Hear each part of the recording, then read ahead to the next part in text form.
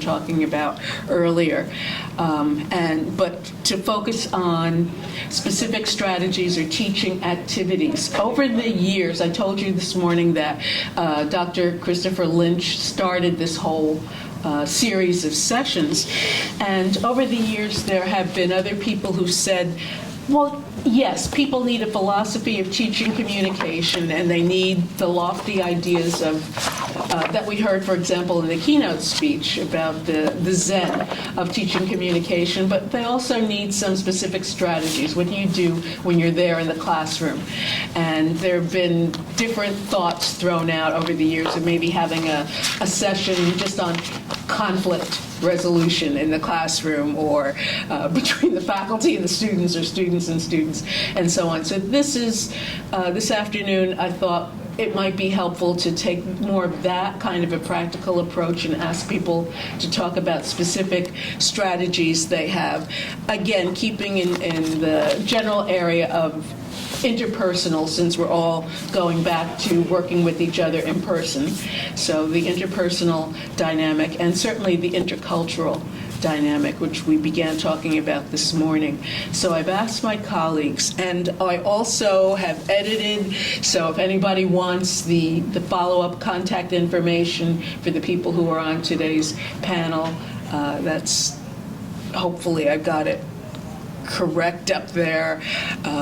And if you want to follow up with somebody, you can certainly contact them. And I believe I spelled everybody's name correctly, I think. Yeah. So I'm just going to leave that slide up there as I turn it. Now, either I can take right of the first slot, or I can turn it over to my colleagues. I'm going to take the right of the first slot, because one of the things I have discovered being on panels is that when you're the last person, and this actually has happened to me, I'll never forget, I was at NCA, I was the last person on the panel, I never got to present. So I try to be the first whenever possible now or earlier on. So I'll just talk about the one activity that I'm working with right now.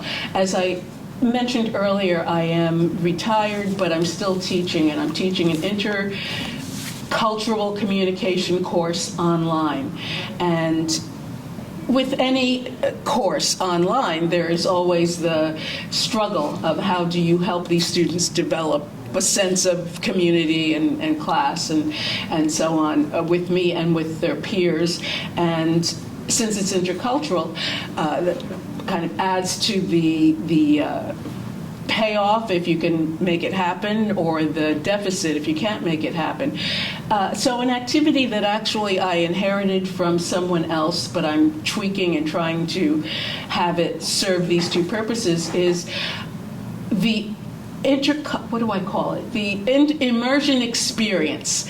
And again, that wasn't my original title, but the immersion experience, they get to pick either, and it's interesting that earlier today you mentioned ethnography, which I firmly believe in for teaching intercultural, that they get to pick either a literal field study kind of thing, but to do it in a more immersive way, or say an some sort of cultural interview, perhaps someone who is an expatriate or someone who has come to this particular country, someone who has a life in more than one culture, and someone who is different from them in some particular way. So they have some choice.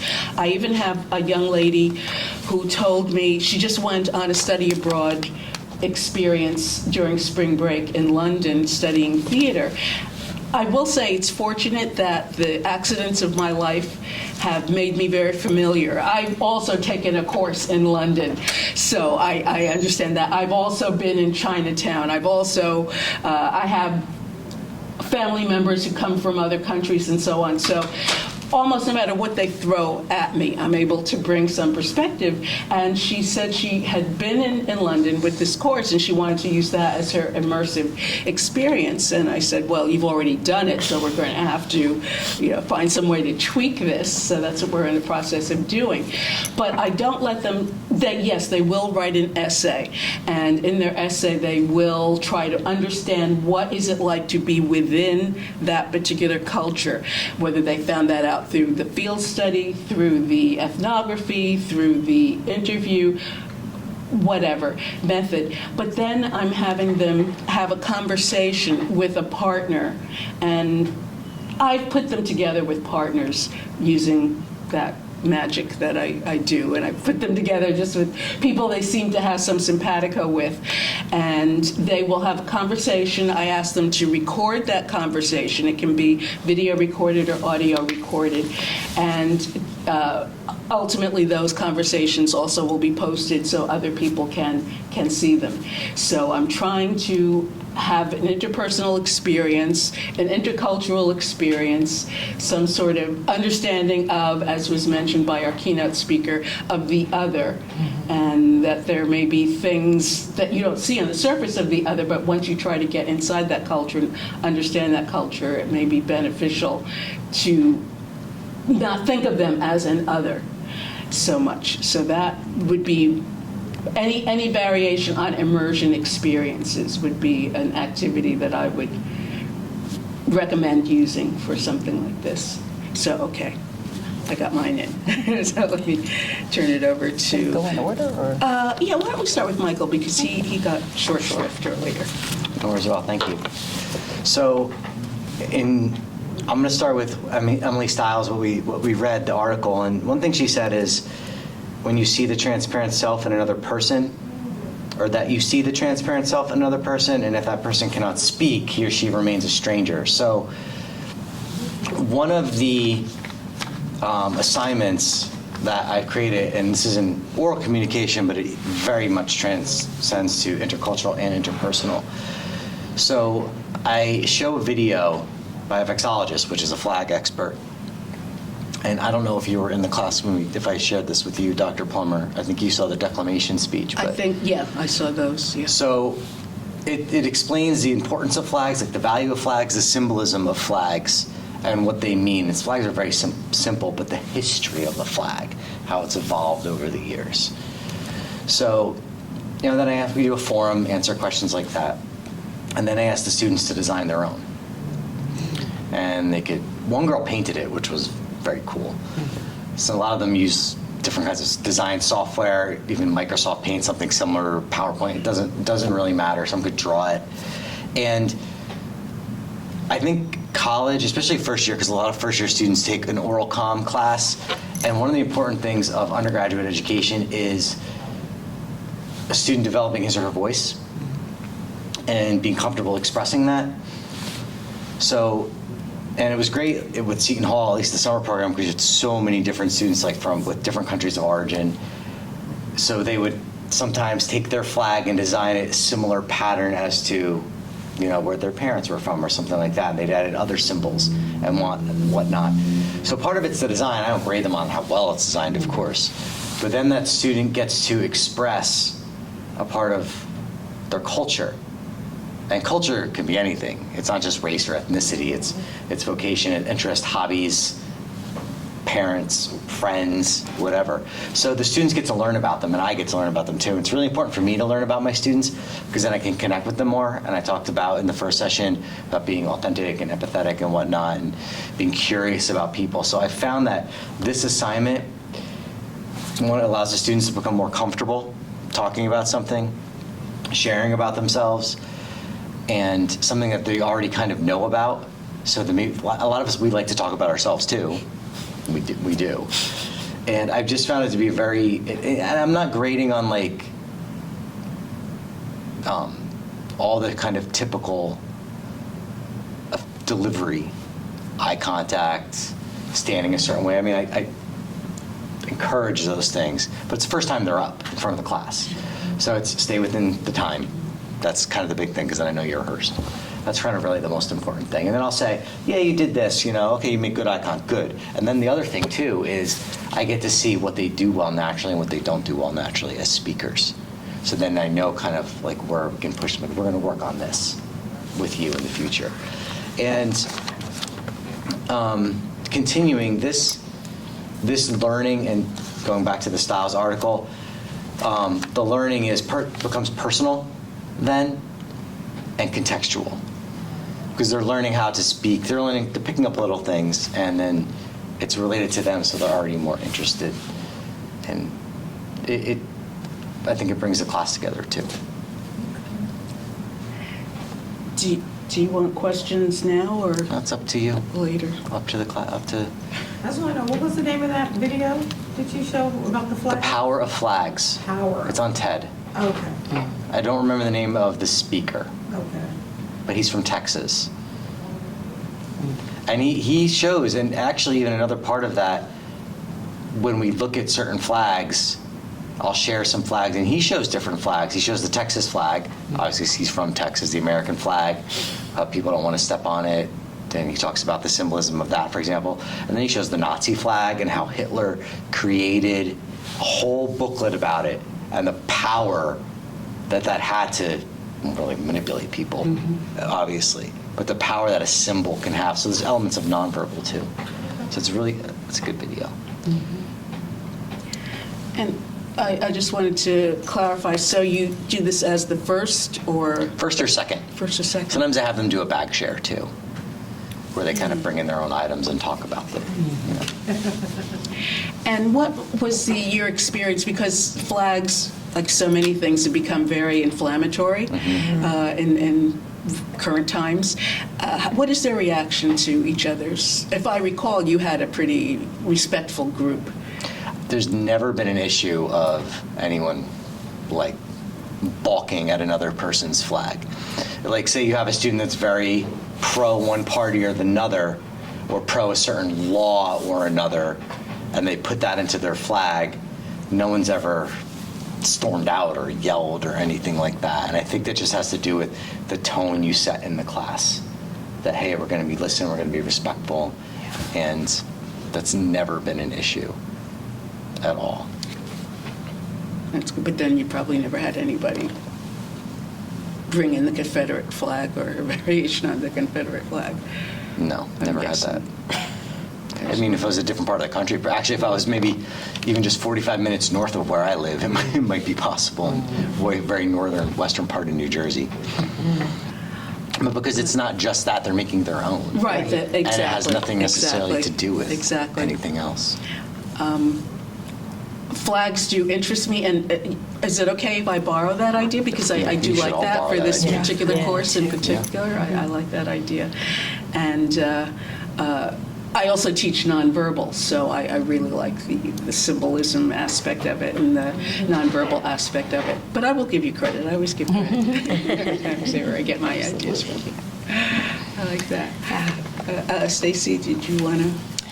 Yes, I teach interpersonal, and I've taught the fundamentals course a number of times and the business version of the fundamentals course.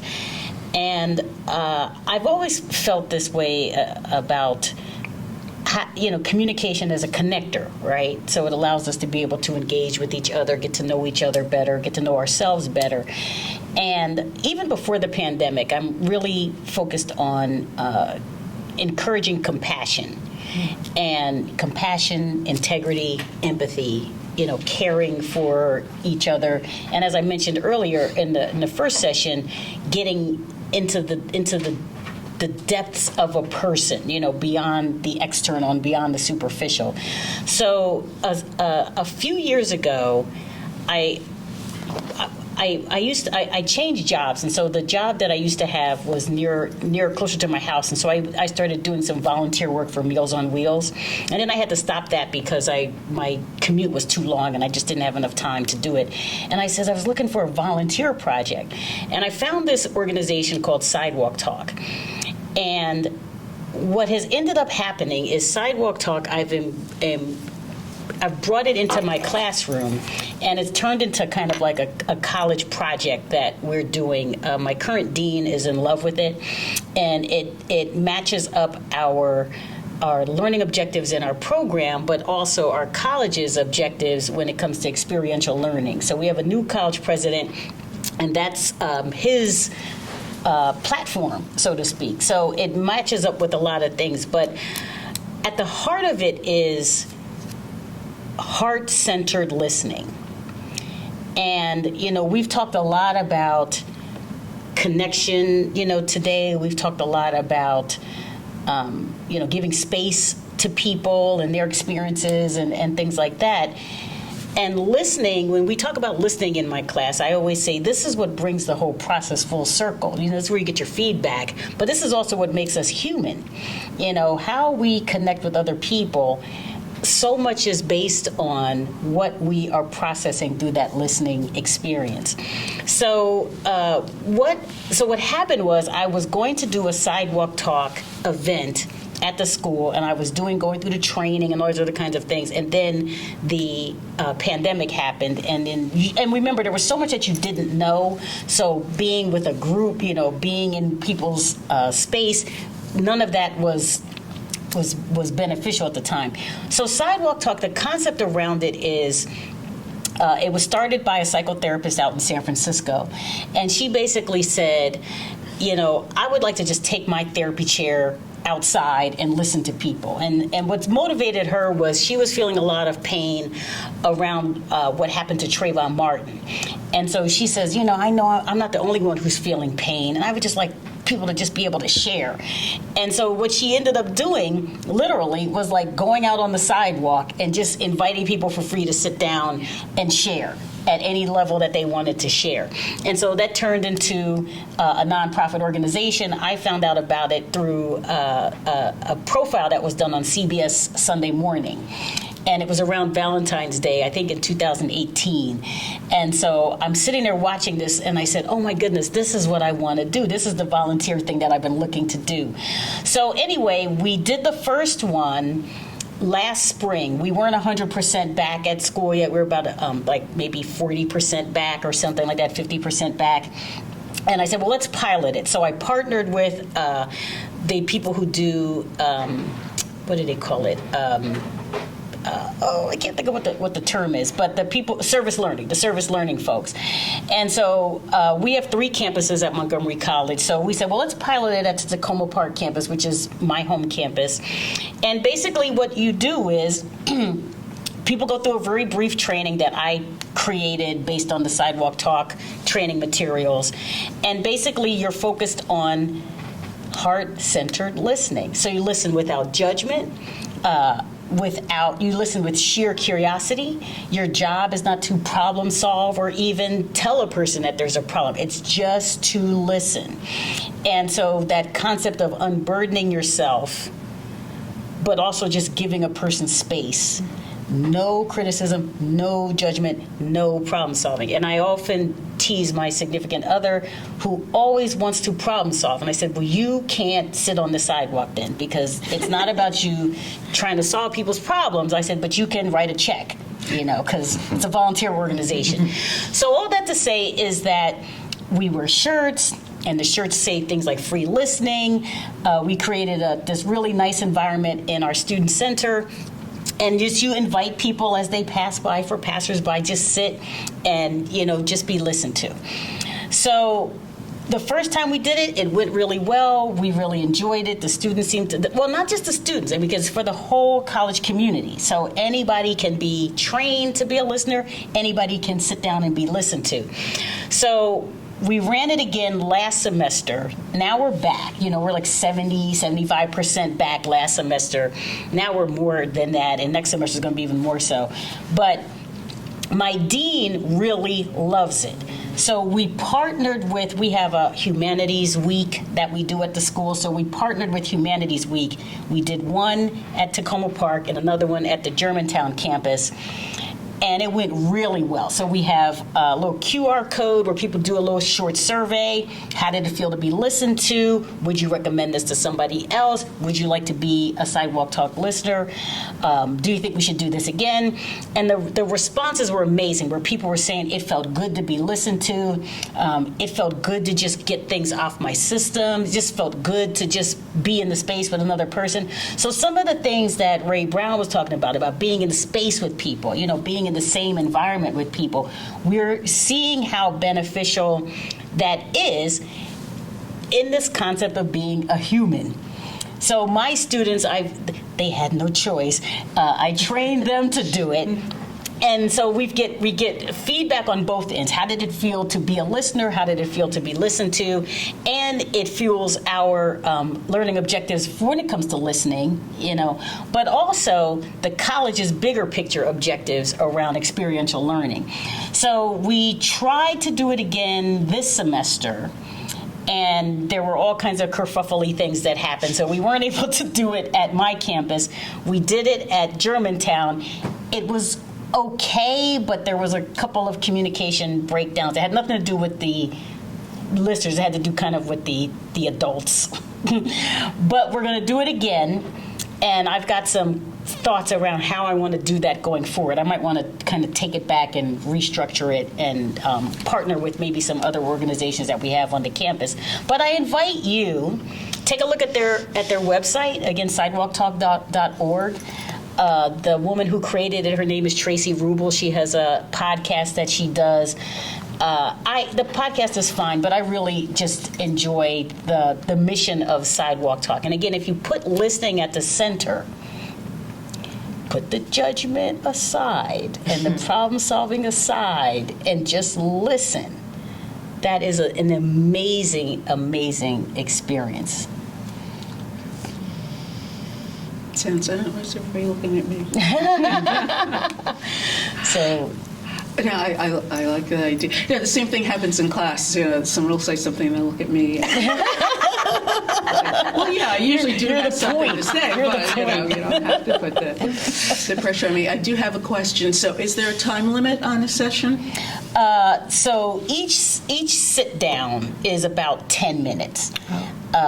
You can be longer if need be. So what you want to do is have a situation where you've got enough people there so someone's not sitting there waiting while someone's hogging up a time frame. But 10 minutes is usually enough time for somebody to have this exchange. And so what we ask the listeners to do, look around. If someone looks like they are itching to get into the seat, wrap up. And we train on how to wrap up the conversation and let the person know that they can come back another time. We're going to be doing this again. But you anything more than that gets to be, maybe a little bit long.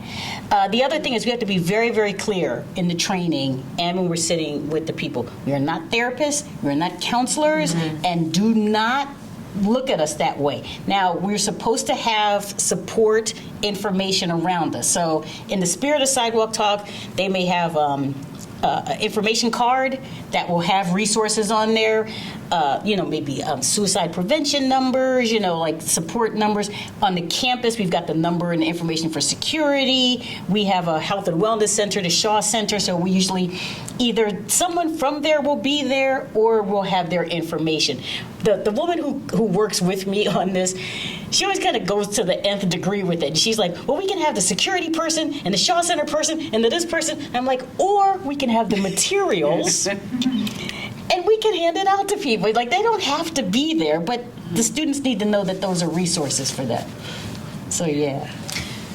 I have a question as well. Yeah. Is this the students are always playing the role of the listener? Have you ever tried to do it in the class with one another? Yep. Okay. Yep. And that's the thing. You do it the way you see is best. Sure. So we had a situation this past semester where one of my colleagues, she wanted to involve her students.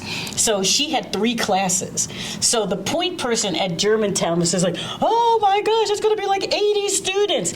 And it's like, okay, we'll train them. And she's like, well, there's not going to be enough people. What if there's not enough passersby? I said, well, remember, it's an activity that the students can benefit and learn from. So if there's no passersby, they can listen to each other. And she just had a hard time making that make sense. It's like, well, remember, it's a student-centered activity, but it's also a community activity. So some of the issues I'm having with my collaborators, the other adults in the room, is that they're very, very student-focused, which is fine, but they don't seem to be able to shake themselves loose of, it's a Montgomery College activity, and the benefits come from anybody in the Montgomery College and county community. So if somebody traipses up on the campus because they got to come on campus for some campus business, and they see us and they want to sit down, by all means. Yeah. I have a question. Yeah. You said this sidewall stuff, there's no judgments, no criticism, people just listening. So when we're teaching, there's a chapter in our text called listening, and also when I review that chapter with my students, I also complement my lecture with Julian Treasurer's with his TED Talks on listening, and he kind of says the same thing that's in the text, that you have to, know that you are being an active listener by saying, shaking your head or taking notes or reiterating what the person said or asking questions. So, with that, you just sitting down just listening, you're not allowing the students to engage in that manner where we know that they're actively listening, because in the text, as well as what Julian Treasure says, when you know a person is actively listening, they're making hand gestures, they're saying, they're asking questions, or they're summing up what you're saying. So, is that done because you are not making judgments, we're just listening? So how do you... No, you're doing all of that. You're giving all that affirmation and everything. What you're not doing is trying to solve their problem.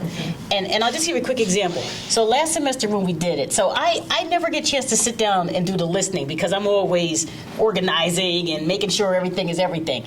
So the student comes up, so I'm trying to recruit him. I said, hey, we're doing this thing, free listening, you want to sit down and be listened to? And he says, well, I have to go to class. It's like, yeah, okay, that's fine. We'll be here if you come out, but you can sit down for a couple seconds.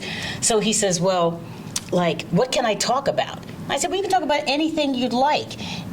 He says, well, I have some questions about what I should be doing with my life. I said, well, we're not going to answer those. And he says, really, you're not? But it's funny, where we were sitting, the counseling center was right there. I said, but after you're done, you can go right to the counseling center. That's they can help you with that. It's like, we're not counselors. Right. We're just here to be of support to you. But it was so funny. He's like, I don't know what to do with my life, and I'd like it if you guys would help me. It's like, no, I can't do that. I can't do that. So all of the nonverbals, that affirm that the person is being listened to, moving forward, engaging with them. Because if you watch the video... But just for the sake of argument, can't some of our nonverbals or some are... or we're saying can be judgmental, because if someone is talking, you're like, really? And the way you say well, those are the kind of things that you want to be mindful of. Okay. Yeah. You really want to. You just want the person to know that you want to affirm them, and that's what I feel very passionately. That's what listening does. It allows the person to recognize that you matter. The space that you're in is important. And so we have to watch those types of things. What? You did what? No, we're right. You got like we were saying earlier, you got to practice your Zoom face. Just curiosity's sake, does any part of your training include some type of like escape rope situation where it's like if the listener starts to become uncomfortable about something, is there a way that they can remove themselves? Yes. So I'm the city leader, so you can always refer to me or the other, adult in the room, so to speak, the other professional. So in the case where I have the people from service learning, they are also people who can help navigates through a difficult situation. But if you're uncomfortable, even let's say, something traumatic happened to you and a person sits down and the first thing they want to talk about is the same type of thing. You can say, you know what? I'm probably not the best person to listen. Let me call Dr. Peterson over here and maybe she can sub for me. And it's so sincere that it's not seen as thoughtless or disruptive or anything like this. It seems very, very natural. Yeah, it's a good question. Yeah. Thank you. So interesting. I'm going to jump off of some of the things that you've said and add to the conversation. I think part of what it shows is how much people want to be listened to and how rare that is that ever happens. I imagine they put their phones down. Yeah. But especially the example of when the young man was asked, what could he share? And at first he didn't know what to pull from, I think is so interesting, because how often are we really asked to be able to, without judgment, for someone to listen to us without judgment, I know people like your significant other who want to kind of quickly solve the problem, and that can be very thoughtful from their end. They're really helping, but sometimes, I'm not soliciting advice, right? Just like that space. I never heard of sidewalk talk, but I became really interested in, and I hope I'm getting her name right, a professor at Brown University who did something. Her name's Kate Shapira, I believe, and she wrote a book or like a essay about something that she called the climate change anxiety booth. So it's a very similar concept, but it's specifically rooted in climate change. And she went out into Providence and set up this booth and asked people to come into the booth and share like their sort of darkest nightmares about what the world will look like in 100 years or for their grandchildren. And it was just amazing. I mean, obviously she ended up building connections with people you would never expect and all different types of professions or socioeconomic statuses, and obviously the idea of just bridging, like I think kind of going back to Ray Brown's conversation of bridging all different types of people and kind of going below the surface. But I guess part of what she realizes people want to share these things if they're given the opportunity to share. They want to be listened to, and it's also a friend of mine who's a flight attendant has talked about like the opening up to the stranger that you may never see again, hopefully, on the plane, right? I think I don't know what she calls it, but it's like the airplane therapy. I think there's another term for it. But yeah, it just really reminded me of that, so I found that really interesting. Absolutely would love to use that in the classroom. I do something that's not really similar, but it reminded me of it with the listening styles chapter. And I think the textbook has these certain terms that they use for some of the phenomena we experience.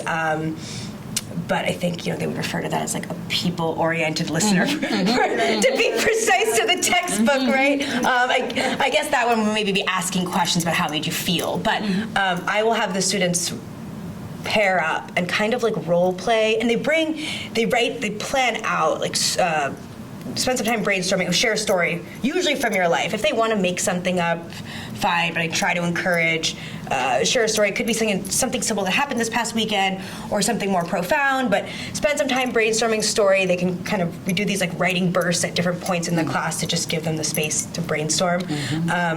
So they think of a story, and then they kind of go through, or multiple stories, and then they will act out in these skits, each of the listening styles, and kind of reflect on how it made them feel, kind of reflect on where they see themselves within those listening styles. Obviously, I don't think we identify with just one or the other, but in certain contexts or in certain relationships. So remind me of that. But I love this sidewalk talk, and I would love to use it in the classroom. And it would be cool to have it set up like on the campus of Seton Hall, and they could offer it to other students. But kind of continuing with the theme of listening, because it seems like this is an apt theme for trying to reach the goal that we're going for here. Because without authentically listening to someone, how can we actually build relationships or get closer to them? Yeah. Can I jump in before Please. you continue that? Yeah.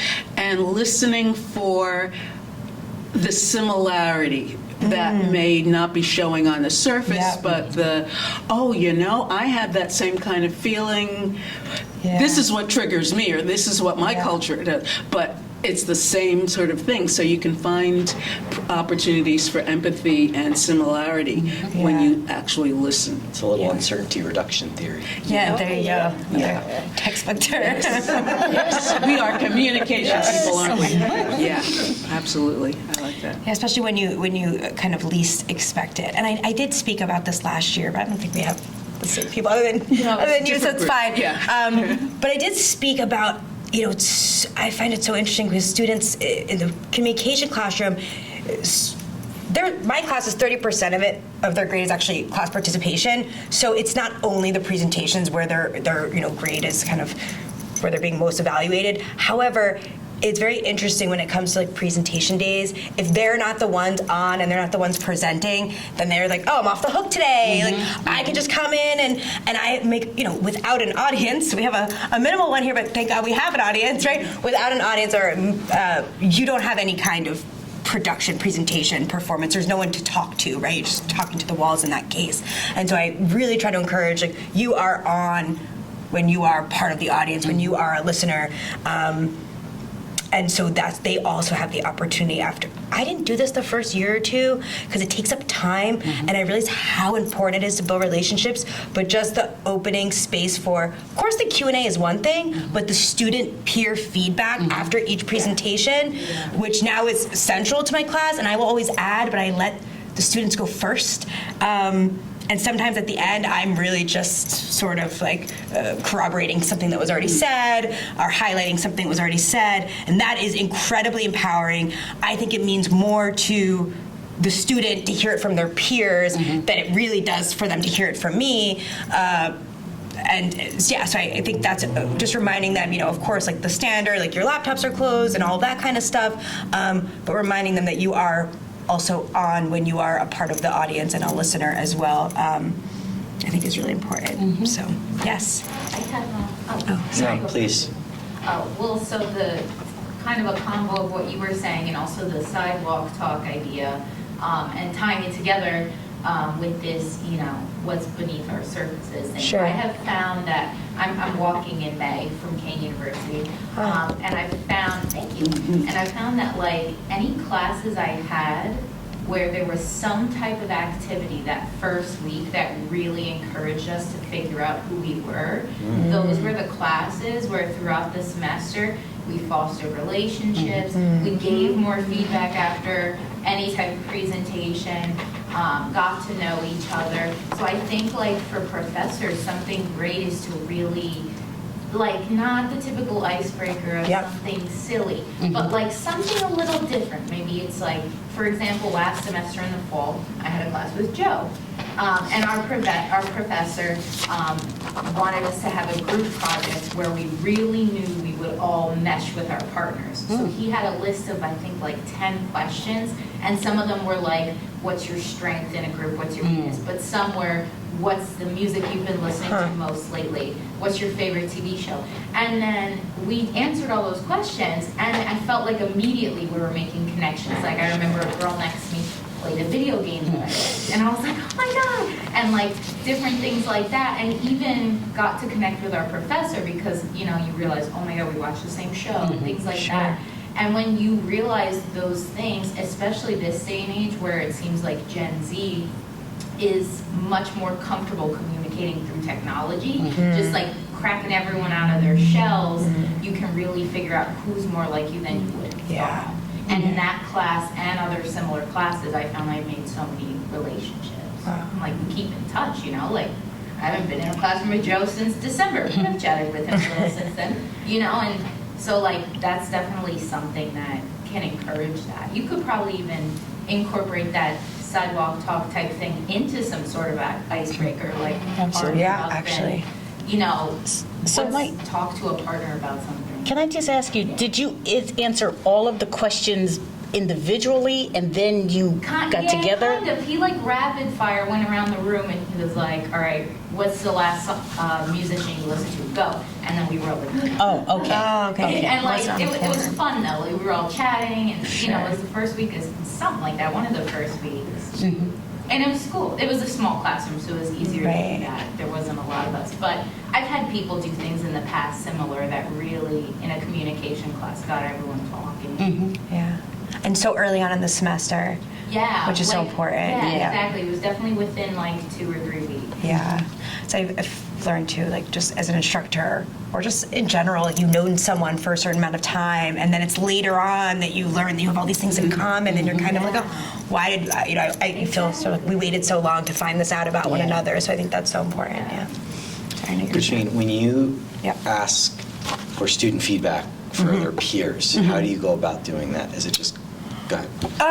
Because I do that as well, so I want to, there's something I can do to make it better.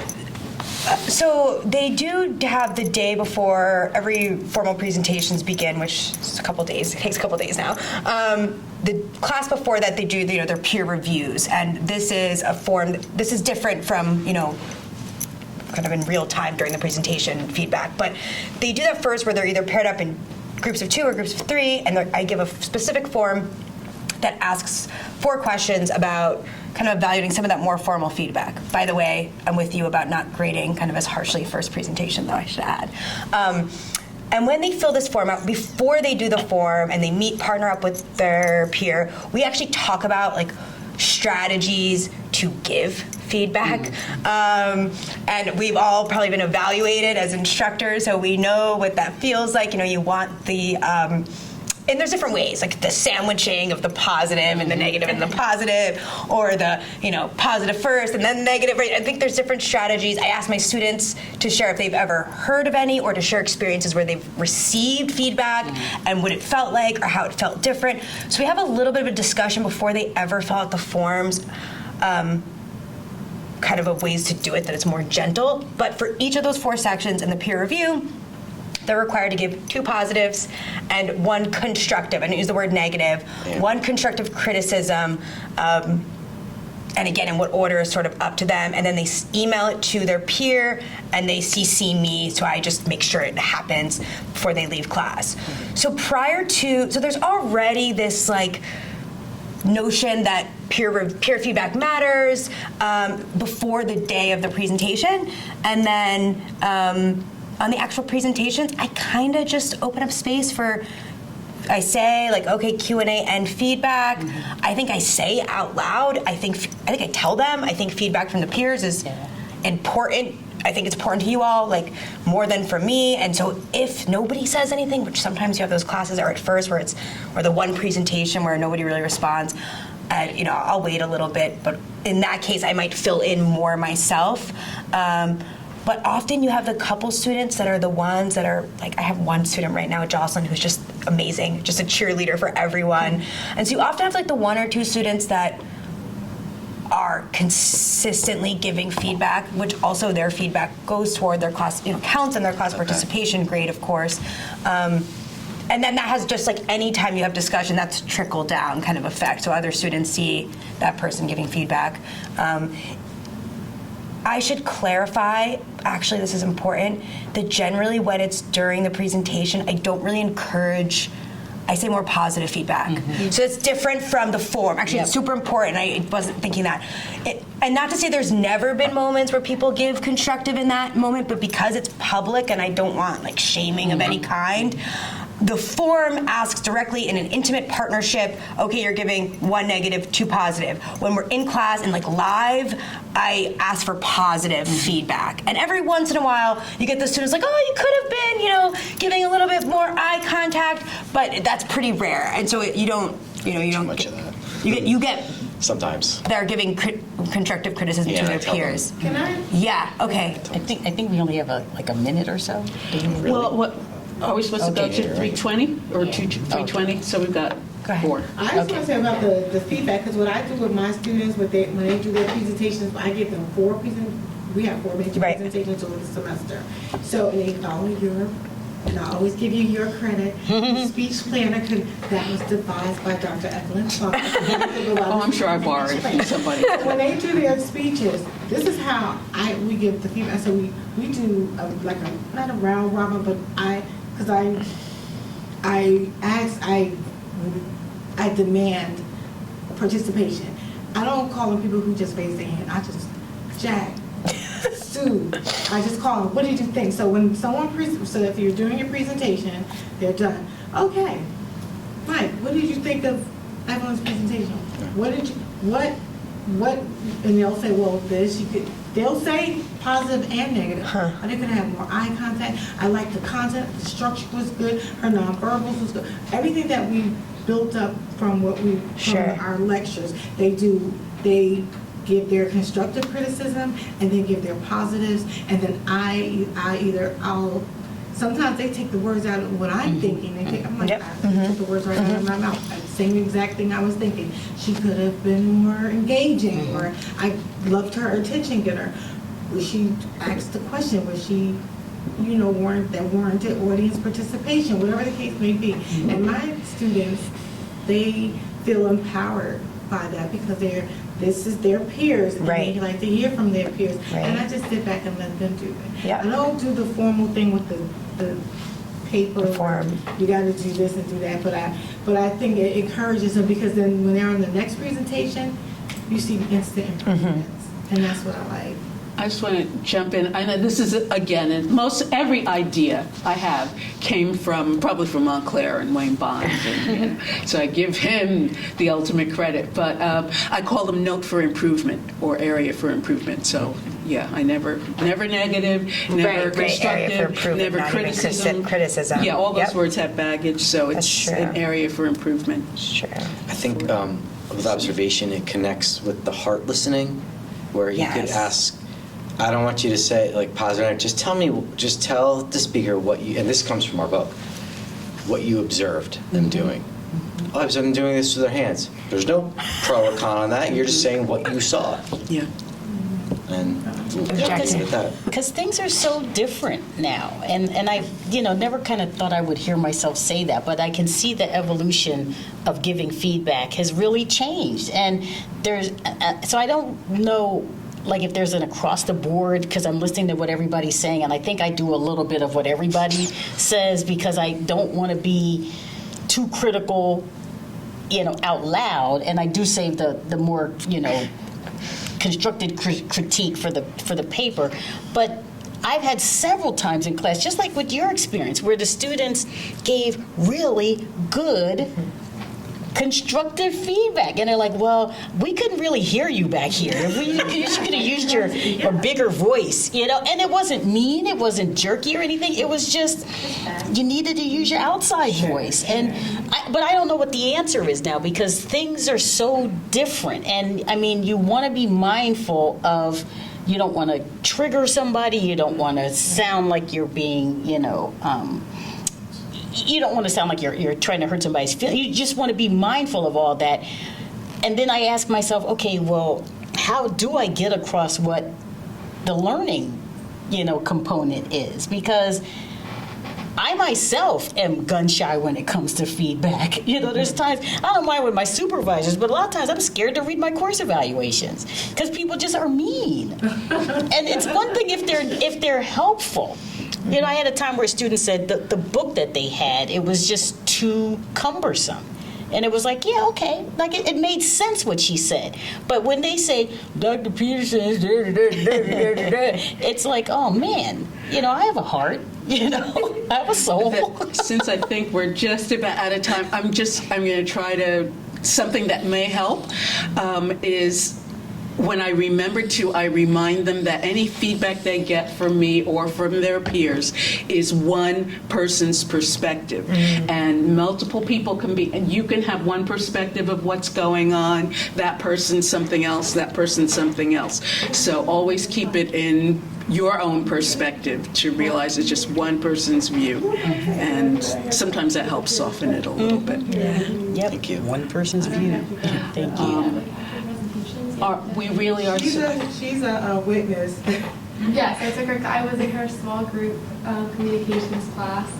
And really? Well, one thing I do think, and it also kind of ties back to what she mentioned as well, is being able to form a relationship with your peers before you actually start any presentations or any essays, any whatever that you have to kind of work with your peers with. Just because shared experience. I mean, even in a bad setting, like I know classes where the teacher was not the best, and you end up forming relationships with people out of like almost like survival. You kind of work together to, you end up finding relationships because you have to in order to survive the class.